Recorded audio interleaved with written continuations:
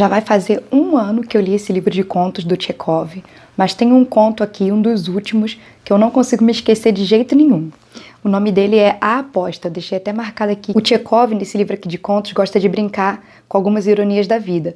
Então a história começa de um jeito, né? Você espera que ela vai terminar de algum jeito e ela termina de uma forma completamente contrária àquilo que você estava esperando. A gente nunca sabe o que esperar dos contos do Tchekov, e os contos são tão curtinhos que você não espera uma grande reviravolta, né? Ele conta a história de um banqueiro que estava numa mesa conversando com um jurista e alguns jornalistas e tudo, e aí de repente surge o assunto sobre prisão perpétua ou pena de morte. E aí o banqueiro fala aqui que a pena de morte é mais moral e mais humana do que a prisão.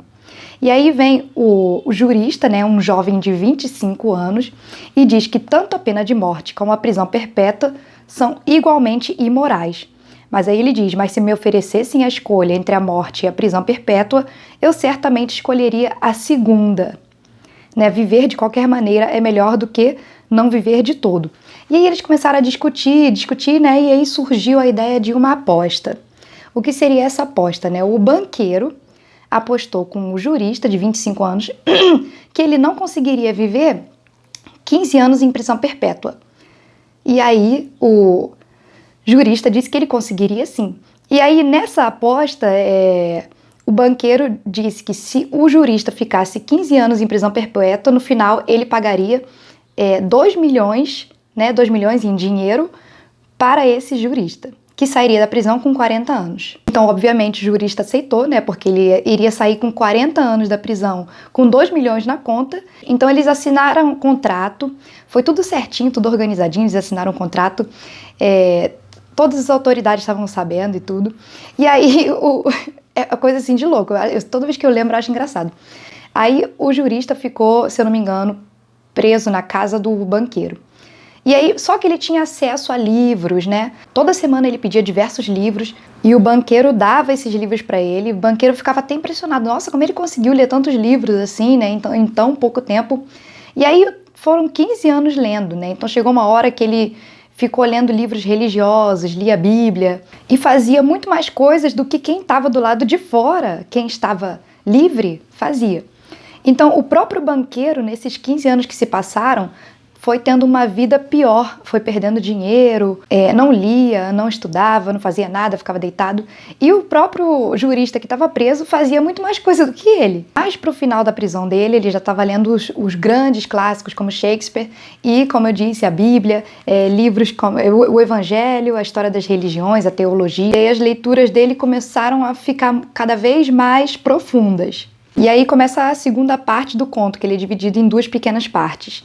E aí o velho banqueiro começa a relembrar toda a história da aposta. Poxa, por que eu fiz isso? Por que 15 anos atrás eu fui apostar 2 milhões de reais com o cara? Já vai fazer 15 anos e ele já tá lá firme e forte, vivo, ativo, com 40 anos, leu, estudou, não sei o quê, ficou lá com a vida dele, manteve sua dignidade naqueles 15 anos. Agora ele nem sabia se ele tinha mais dinheiro ou dívidas. E cada vez mais se aproximava o dia do jurista sair da prisão. Já faltam 12 horas para ele sair da prisão. Mas aí só quem leu o conto vai saber o que vai acontecer no final quando ele sair da prisão. Ou se você quiser saber, fica aqui que eu vou dar um spoiler daqui a pouco. Se você não quiser saber, sai daqui agora. Você ficou aqui, você é curioso, você quer o spoiler, eu vou te dizer o que aconteceu no final. No final ele saiu com 40 anos, né? Com saúde ainda bem. Só que o que ele falou pro banqueiro? Eu li tantos livros, eu estudei, né, e falo, os vossos livros me deram sabedoria, tudo aquilo que a infatigavelmente humana criou durante séculos está no meu pequeno cérebro e tudo. E aí ele começa a se sentir tão evoluído, mas tão, assim, acima de todas aquelas coisas humanas, que ele acaba recusando os 2 milhões de reais que ele fez durante a aposta. Então é engraçado que a mudança que teve de vida no começo, o banqueiro estava com dinheiro e depois de 15 anos ele já não tinha mais aquele dinheiro. Também o jurista com 25 anos ainda, muito jovem, com 40 anos ele estava muito mais sábio e percebeu que o dinheiro na verdade não valia de nada, porque ele conseguiu viver 15 anos bem, preso, só estudando e se né, espiritualizando. Ele até fala: a morte vos apagará da face da terra em igualdade com as ratazanas. Eu me admiro de vós que trocastes o céu pela terra. Eu renuncio aos 2 milhões com os quais sonhei em outros tempos, como se fossem o paraíso que hoje eu desdenho. Faltavam horas, né, para ele cumprir e ter direito a receber os 2 milhões. Só que o que ele faz? Para não receber os 2 milhões, algumas horas antes, ele fala que vai fugir, né, do lugar. Ele fala isso com o banqueiro. Então o banqueiro deixa a porta aberta para que ele fuja algumas horas antes e o banqueiro não precise pagar a ele os 2 milhões. Porque, como estava assinado em contrato, se ele ficasse lá até o final, ele seria obrigado a receber. Mas ele já não queria mais, porque esse dinheiro não fazia diferença nenhuma mais na vida dele. Então fica aí para vocês a dica do livro e a reflexão que esse conto traz.